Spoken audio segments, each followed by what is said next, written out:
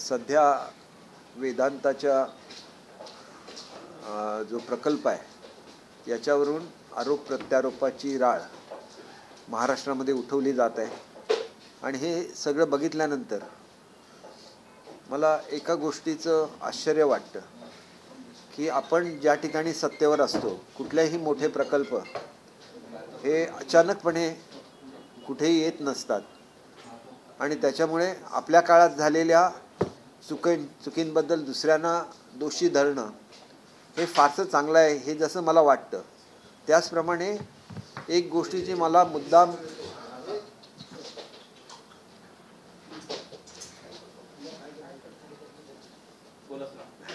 सुरू करू. बघा, राजकारण हे राजकारणाच्या जागेवर असतं आणि विकासामध्ये राजकारण करायचं नसतं. खरं तर महाराष्ट्र ही अशी भूमी आहे की प्रत्येक जो परदेशी गुंतवणूकदार येतो किंवा भारतातला मोठा गुंतवणूकदार असतो त्याचं पहिलं चॉईस हे मुंबई असतं. आणि मग कुठलीही फॅक्टरी जर एस्टॅब्लिश करायची असेल तर त्यासाठी अनेक परवानग्या लागतात, शासनाकडून वेगवेगळ्या सवलती लागतात आणि ही एक मोठी प्रक्रिया आहे. आणि ती प्रक्रिया झाल्यानंतर तो उद्योग समूह ठरवत असतो की त्यांना कुठे राहायचं आहे. आणि म्हणून मला असं वाटतं की अशा तऱ्हेचे आरोप करणं हे एकतर बालिश आहे.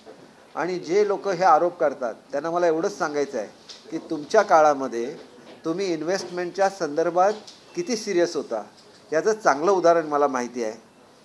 एक शिष्टमंडळ आलं होतं भारतामध्ये आणि त्यांना स्पेशली मुंबईला यायचं होतं, ज्याच्यामध्ये गल्फ कंट्रीजमधल्या रॉयल फॅमिलीचे मेंबर होते, जगातल्या सगळ्यात मोठ्या बँकांचे चेअरमन्स होते त्याच्यामध्ये आणि फार हाय लेवलचं असं हे मंत्रिमंडळ हे होतं, शिष्टमंडळ होतं. आणि मी त्यावेळेला आदरणीय मुख्यमंत्री, तत्कालीन मुख्यमंत्री महोदयांना विनंती केली की आपण त्यांना एक फक्त गुडविल म्हणून भेट दिली पाहिजे. बाकीच्या सगळ्या फॉर्मॅलिटीज डिपार्टमेंट करत असतात, परंतु ज्या माणसांना महाराष्ट्रामध्ये इन्व्हेस्टमेंट करायची आहे त्यांना त्या राज्याच्या प्रमुखाकडून रिस्पॉन्स पाहिजे असतो. आणि मला तुम्हाला सांगितलं तर आश्चर्य वाटेल, ही साधी भेटसुद्धा त्या शिष्टमंडळाला मिळाली नाही.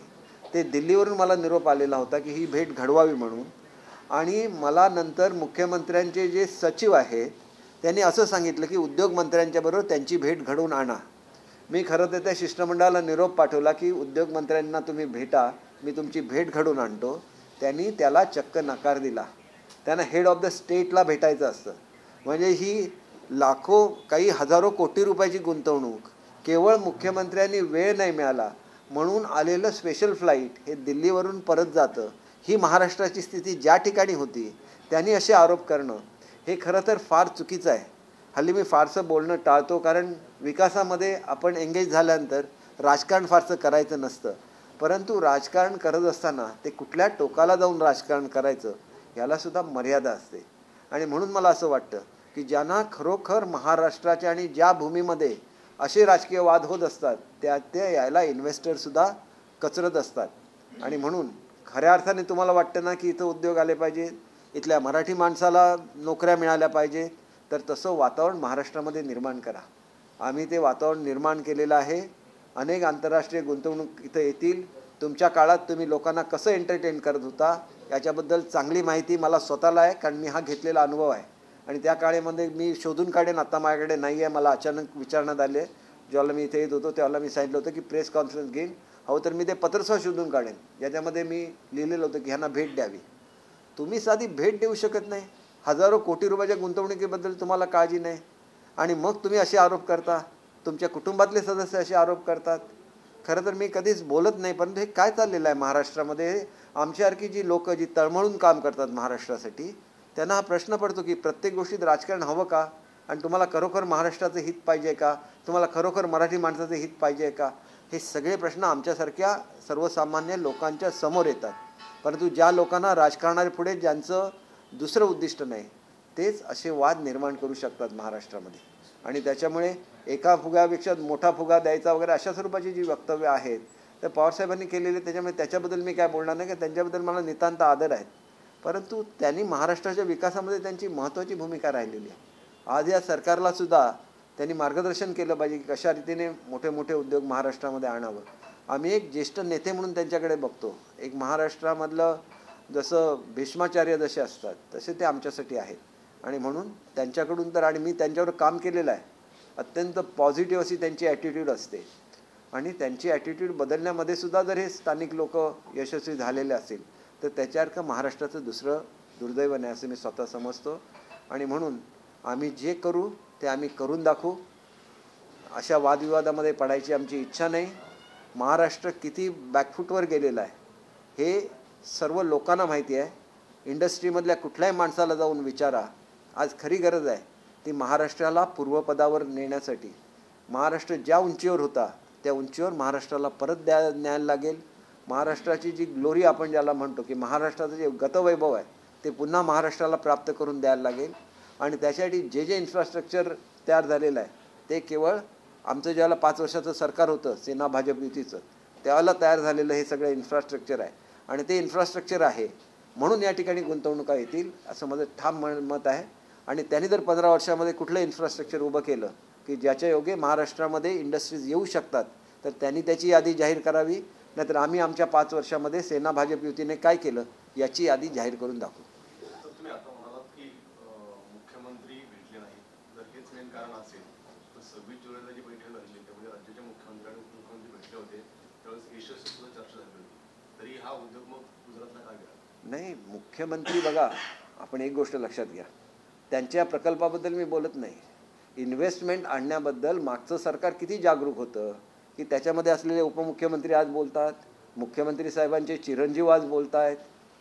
तुम्हाला ज्याला हजारो काही लाख कोटीची गुंतवणूक करण्यासाठी गुंतवणूकदार येतात परदेशातून त्याच्यामध्ये जगातले सगळ्यात मोठे बँकर्स असतात आणि त्यावेळेला तुम्ही त्यांना साधी भेटसुद्धा देत नाही.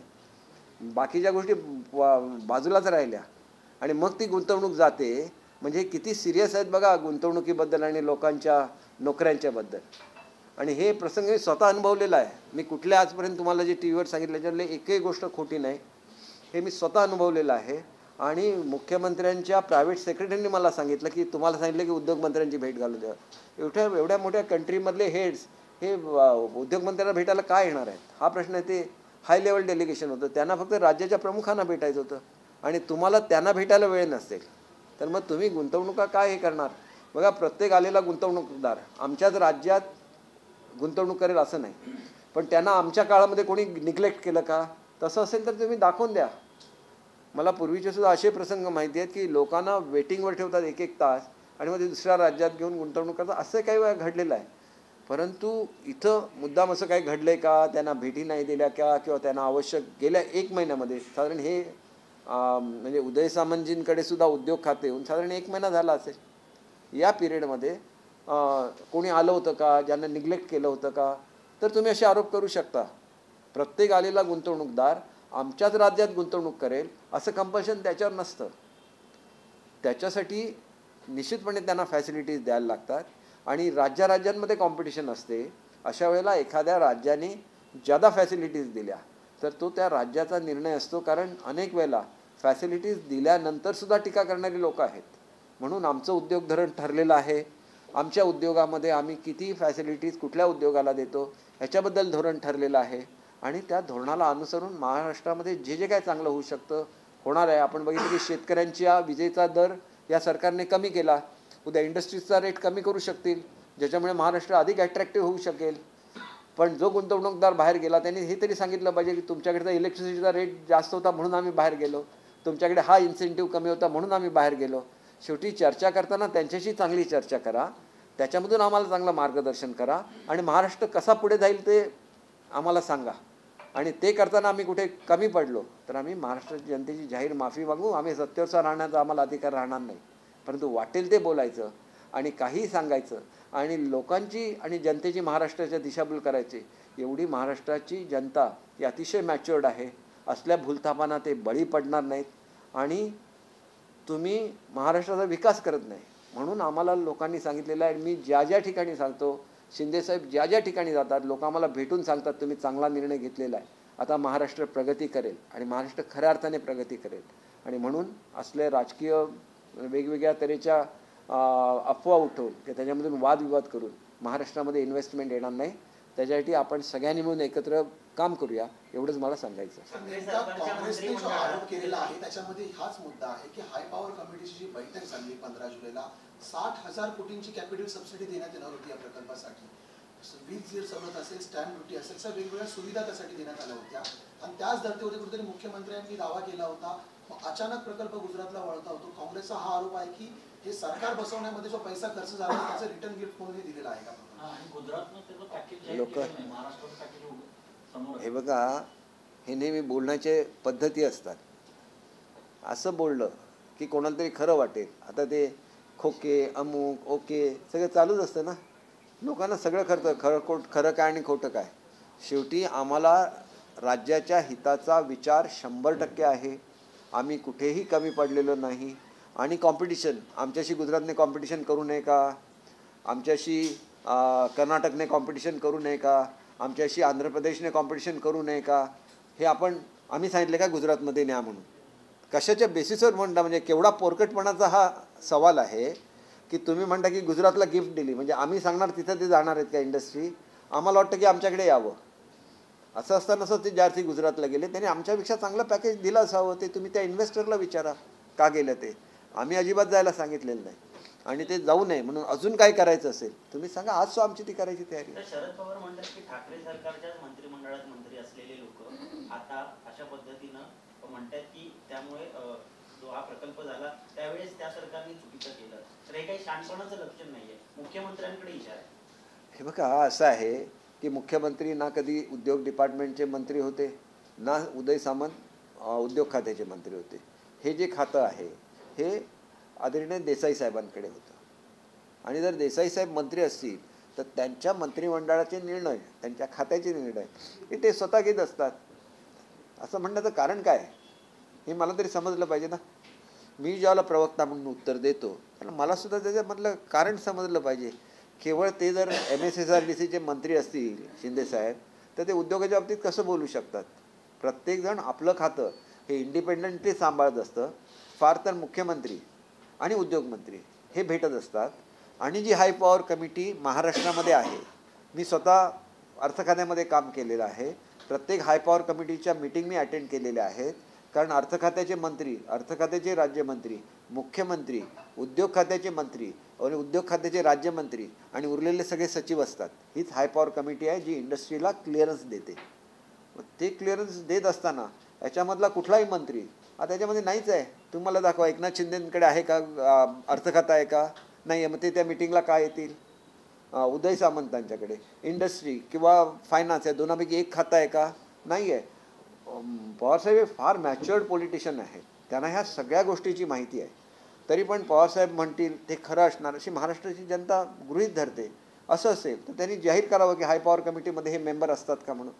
आम्ही तुम्हाला सांगतो हाय पॉवर कमिटीचा मी स्वतः मेंबर होतो 5 वर्ष, कारण मी फायनान्सचा राज्यमंत्री होतो. आम्ही सगळ्या मीटिंग अटेंड केलेल्या आहेत. तिथं एखादी हां बोला. राजकीयाला राजकीय वचनाचं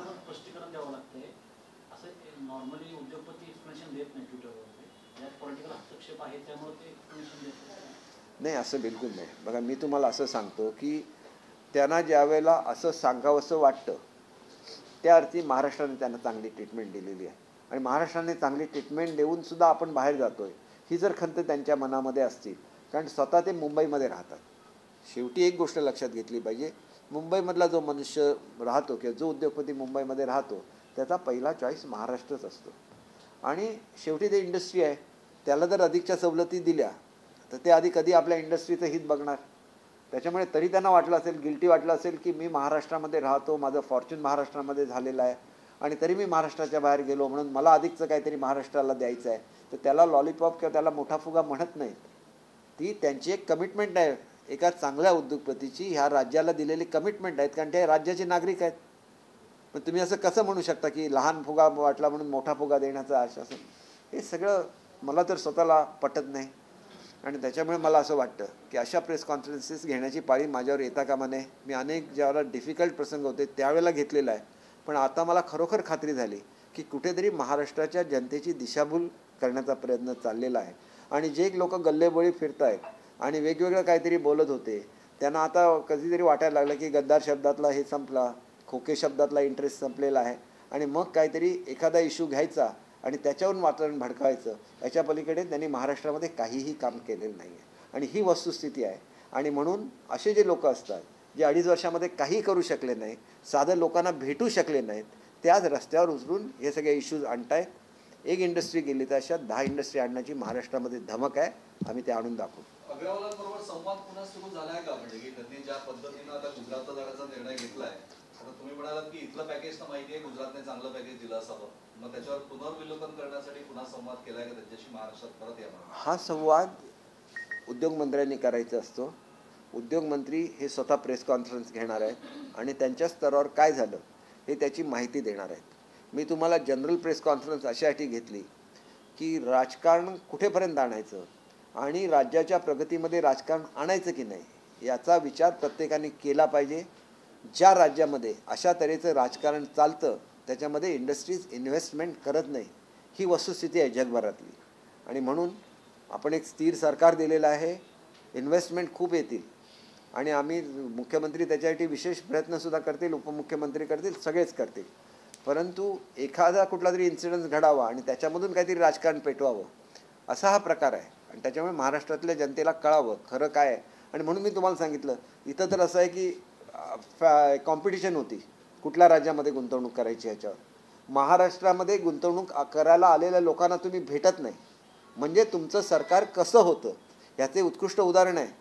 आणि मी स्वतः सत्ताधारी पक्षाचा मेंबर होतो.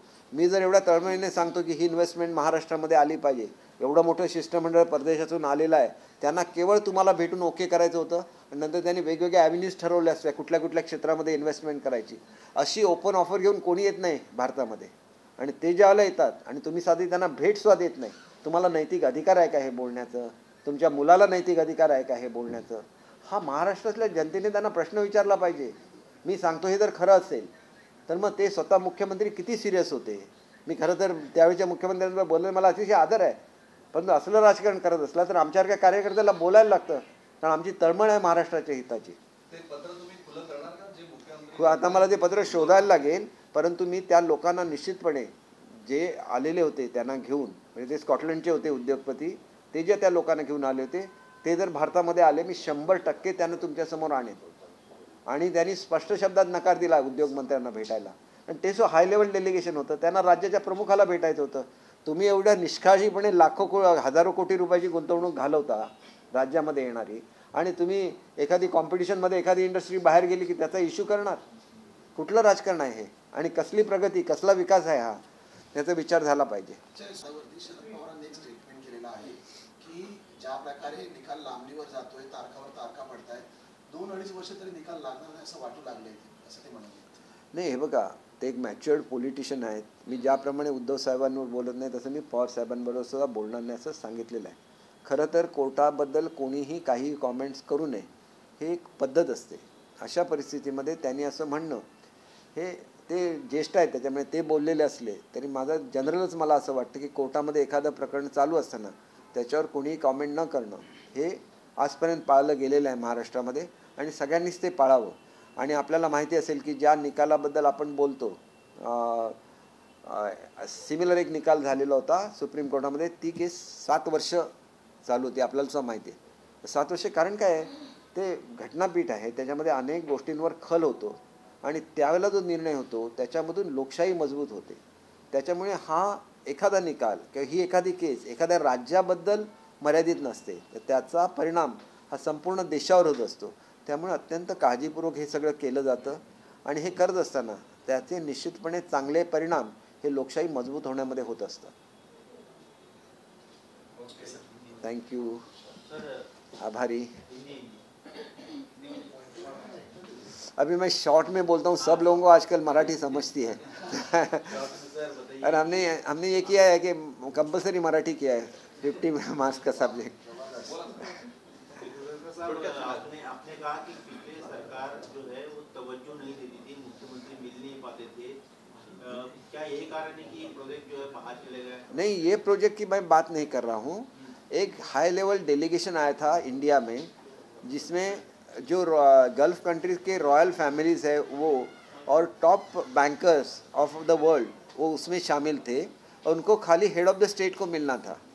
तो मैंने रिक्वेस्ट की थी आप खाली एक हेड ऑफ़ द स्टेट उनको करके मिले, उनको आप एश्योर कर दें कि आप उनको पूरा सहयोग देंगे, तो बहुत सारी इन्वेस्टमेंट डिफरेंट सेक्टर में, केवल एक सेक्टर में नहीं, केवल इंडस्ट्रीज में नहीं, हर एक सेक्टर में इन्वेस्टमेंट आ सकती थी, क्योंकि उनको महाराष्ट्र आना था। लेकिन महाराष्ट्र के मुख्यमंत्री महोदय के पास इतना समय भी नहीं था कि वो उनको मिले।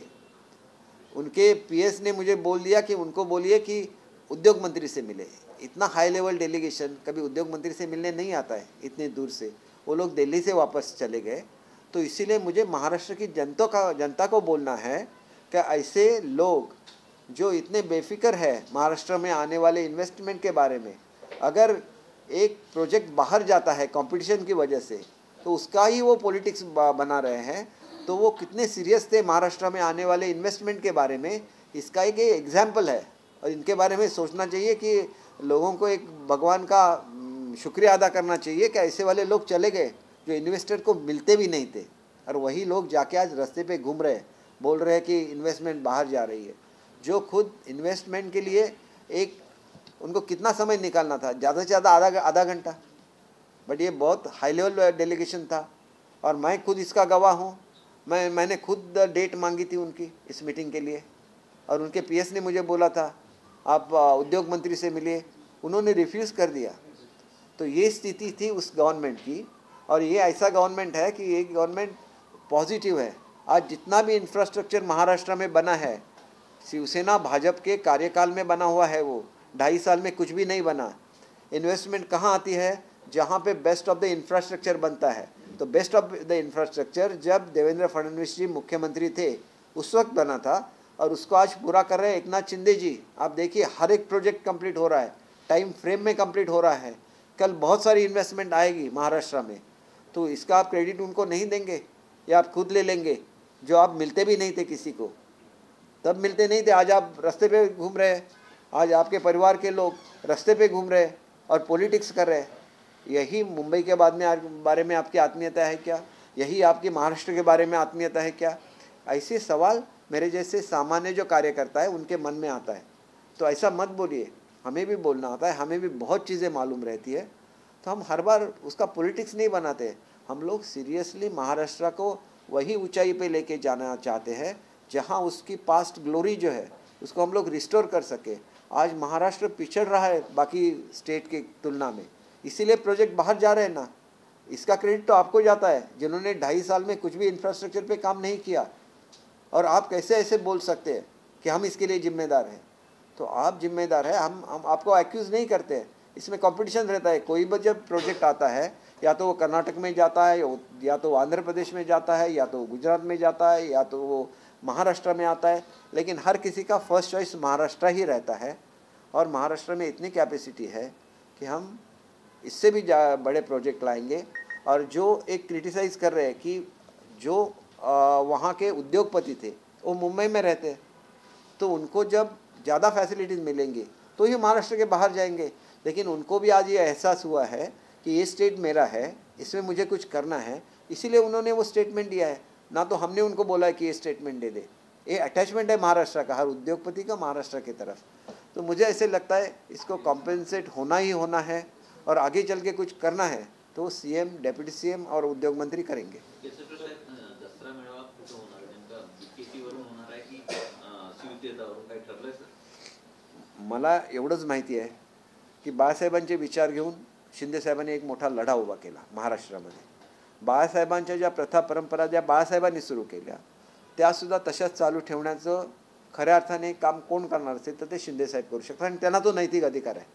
काँग्रेस आणि राष्ट्रवादी बरोबर जाणाऱ्या लोकांना दसरा मेळावा घेण्याचा अधिकार आहे की नाही हे मला माहिती नाही, ते लोकांनी ठरवावं।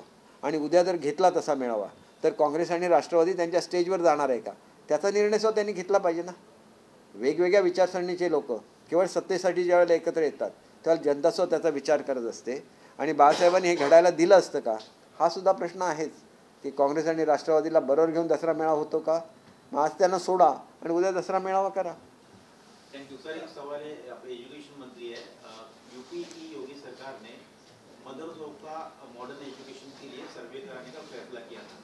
शुरू में कुछ लोगों ने विरोध किया था, लेकिन उनको जब बात समझाई गई तब उन्होंने कहा कि नहीं, हमें कोई एतराज़ नहीं है।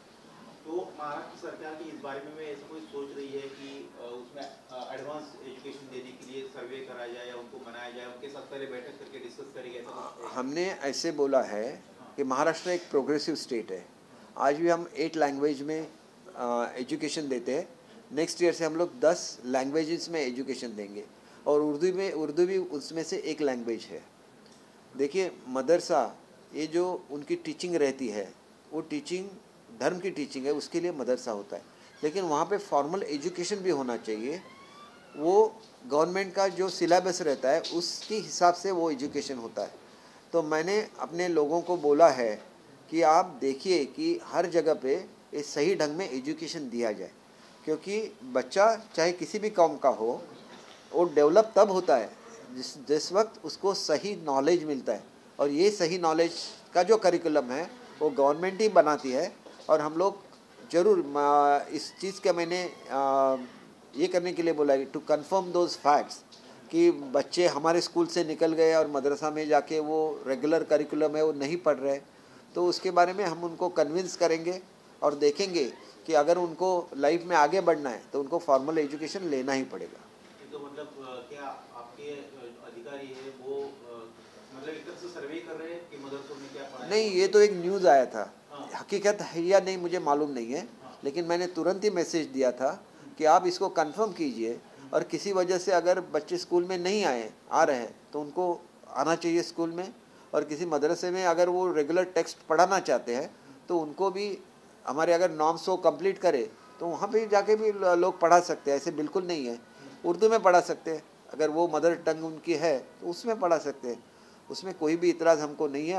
आज भी हमारे बहुत सारे उर्दू मीडियम के प्राइमरी स्कूल्स है, सेकेंडरी स्कूल्स है, तो हम लोग ऐसे बिल्कुल फ़र्क नहीं करते महाराष्ट्र में। नहीं, तो क्या अधिकारी मदरसे में जाकर ये चेक करेंगे मतलब कि नहीं, ये देखिए, चेकिंग वगैरह करना एक कंपल्शन की बात हो गई।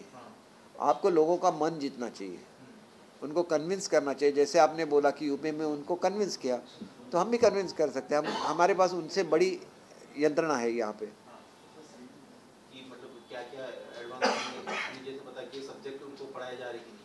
हाँ, वो सब्जेक्ट उनको पढ़ाना ही चाहिए अगर उन्होंने परमिशन ली है तो। देखिए, 2 तरह के मदरसे रहते हैं, एक ने एजुकेशनल इसके लिए परमिशन ली है तो उनको हम लोग सब बुक्स फ्री देते हैं, हमारा जो मिड डे मील होता है वो फ्री देते हैं। जिन्होंने परमिशन नहीं ली उनको तो फॉर्मल हम कुछ बुक्स वगैरह नहीं देंगे, लेकिन हमारी कोशिश रहेगी कि उनके बच्चे आके हमारे स्कूल्स में पढ़े ताकि उनको अच्छा एजुकेशन मिले, आगे जाके वो अच्छे आदमी बन जाए, एक सक्सेसफुल सिटीजन बन जाए। सर, अजित पवार यांनी आरोप केला आहे, त्यांचं म्हणणं आहे की पंधरवडा आहे म्हणून अनेक मंत्र्यांनी अजून त्यांचा पदभार स्वीकारलेला नाहीये आणि कुठेतरी अशा अंधश्रद्धेच्या विळख्यात मंत्रालय सापडलेलं आहे आणि लोकांचे हाल होत आहेत। नाही, बिलकुल खोटं आहे हो। तुम्ही बघितलं आणि माझ्या ऑफिसमधल्या तुम्ही आतल्या ह्याच्यात जाऊन बघा, जिथं माझा स्टाफ बसतो तिथे एक सिलिंग कोसळलेलं आहे। आता ते काही मंत्र्यांचं असं असतं की माझ्यासारखा मंत्री असतो तो म्हणतो सिलिंग कोसळलेलं असलं तरी मी जाणार, काही लोक म्हणतात की ते सिलिंग जागेवर येऊन दे मग मी जातो, हा फरक आहे। परंतु ज्या दिवशी त्यांनी शपथ घेतली त्या दिवसापासून त्यांनी कार्यभार सांभाळायला सुरुवात केला। प्रत्येकाचा जो बंगला आहे प्रत्येकाच्या बंगल्यामध्ये ऑफिस गव्हर्नमेंटने दिलेलं आहे, त्या ऑफिसमधून ते ऑपरेट करू शकतात। अनेक लोकांची जी इतर ऑफिसेस होते त्याच्यामधून ते ऑपरेट करतात। शेवटी आपण एखाद्या कार्यालयामध्ये जातो, आता तुम्ही माझ्या कार्यालयामध्ये आलो, इथं अजून आपल्या नॅशनल लीडरशिप फोटोसुद्धा लावायचे आहेत, पण मी त्याच्यासाठी थांबलो नाही, मी फोटो लावायचे म्हणून थांबलो, उद्या मुलांच्या शिक्षणामध्ये कुठे कुचराई झाली तुम्हीच मला विचारणार आहे ना। आणि म्हणून तुम्हाला सांगायचं की आम्ही अत्यंत सिन्सिअरली काम करतो। आता मी इथे काम करतो, आता मी पुण्याला जाणार आहे, उद्या सकाळी 9 वाजल्यापासून 3:30 वाजेपर्यंत माझ्या मीटिंग मी डिपार्टमेंटच्या घेणार, त्यानंतर वेगवेगळ्या स्कूल्सना भेटी देणार आहे। आम्ही किती काम करतो ते बघा, तुमच्या सरकारमधले मंत्री किती तास काम करत होते ते बघा, तुमचे मुख्यमंत्री किती तास लोकांना भेटत होते आणि किती तास काम करत होते ते बघा, आणि आमचे मुख्यमंत्री किती तास काम करतात आणि किती तास लोकांना भेटतात हे सुद्धा बघा, आणि ह्याच्यावर सरकारची एफिशियन्सी ठरते। सरकारची एफिशियन्सी तुम्ही जे परफॉर्म करता त्याच्यावर एफिशियन्सी ठरते। कितीतरी निर्णय घेतले मी माझ्या शिक्षण खात्यामध्ये, किमान 5-6 मोठे निर्णय घेतले ज्याने महाराष्ट्राचा चेहरा मोहरा बदलू शकेल। योग्य वेळेला मुख्यमंत्री ते सगळे निर्णय जाहीर करतील। पण आम्ही एवढं काम करतो, मग काम करणाऱ्या माणसांवर तुम्ही टीका करता आणि तुमचे लोक बसून राहायचे, ते कॅबिनेटला सुद्धा येत नव्हते, ते व्हिडिओ कॉन्फरन्सिंगवर कॅबिनेट करायचे, असं जगात कुठे झालं नाही। शेजारी तुमच्या मंत्रालय आहे, निदान कॅबिनेटच्या दिवशी तरी या ना तिथं. काय काय त्याला हरकत आहे? मंत्रिमंडळावर वचक असायला लागतो, तो व्हिडिओ कॉन्फरन्सिंगने तो वचक नसतो. तो वचक हा तिथं उपस्थित राहून ठेवायला लागतो आणि तो ठेवायलाच लागतं, नाही तर दुसरी लोक मग मंत्रिमंडळ चालवतात आणि मग जनतेच्या मनामध्ये संभ्रम निर्माण होतो की कोणाचं राज्य चालू आहे आणि कोणाचं राज्य चालू आहे असं ज्याला जनता विचारते त्याला आमदार नाराज होतात, आमदार निघून जातात आणि मग सरकार बदलतात. सर यही बात हिंदी में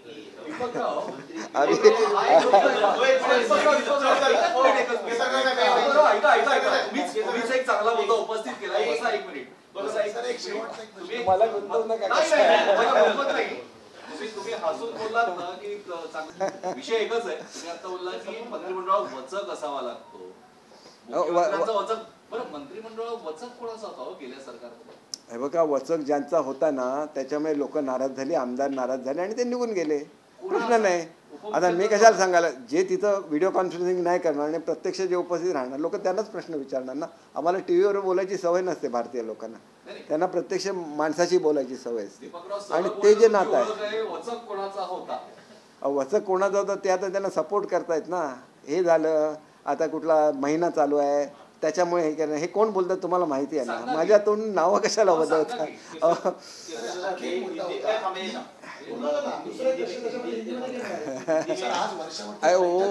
ओ मराठी में बोल रहे हैं, मैं मराठी भाषा का मंत्री हूँ, मुझे तो उनका देना ही पड़ेगा, नहीं तो सीएम बोले कि आपका डिपार्टमेंट चेंज कर देता.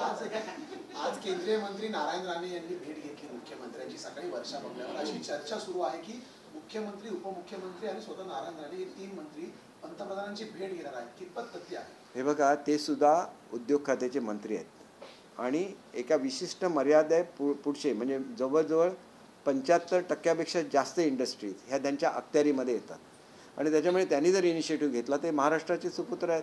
अतिशय आनंद आहे आणि त्याच्यामुळे जर फरक पडला तर will be more than happy. आम्हाला अतिशय आनंद होईल. म्हणून आपल्याला सांगतो की असं घडलंच पाहिजे. ते जसे एकत्र आले, त्यांच्याबरोबर पवारसाहेब असते, आम्हाला आणि आनंद झाला असता. त्यांचं मार्गदर्शन मिळालं असतं, आम्हाला आणि आनंद झाला असता. मी हेच सांगतोय की पवारसाहेब हे एवढे पॉझिटिव्ह लीडर आहेत, त्यांच्या बाबतीत माझी वेगळ्या अपेक्षा आहेत. मी त्यांच्या हाताखाली काम केलेलं आहे, मी त्यांना मानतो. त्यामुळे माझी अपेक्षा होती की असं काय होत असेल तर पवारसाहेब पंतप्रधानांनी स्वतः म्हटलं आहे की अनेक प्रसंगामध्ये आम्ही त्यांचा ॲडवाईस घेतो. इथं तुम्ही मुंबईत आहे, मग ॲडवाईस द्यायला या ना शिंदे साहेबांना. तुम्ही सुरुवातीलाच त्यांचं पहिल्याच दिवशी कौतुक केलेलं आहे. तुमचं मार्गदर्शन मिळावं आणि तुमच्या मार्गदर्शनाखाली आम्ही महाराष्ट्राचं आणि काम जास्त जोमाने करू. एक सवाल है कि 15 दिन अब मुझे देखिए इतना मुझे सर्दी हो गया है, मेरे सेहत का तो ख्याल कीजिए. सरकार पर आरोप लगाया जा रहा है कि सरकार अंधविश्वास पे यकीन करती है और मंत्री 15 दिनों के कारण डर रहे हैं, कोई पदभार नहीं संभाल रहा है, मंत्रालय नहीं आ रहा. मुझे देखिए, ऐसे कभी होता है क्या? जिस दिन हम लोग शपथ लेते हैं उसी दिन से हम लोग काम चालू कर देते हैं.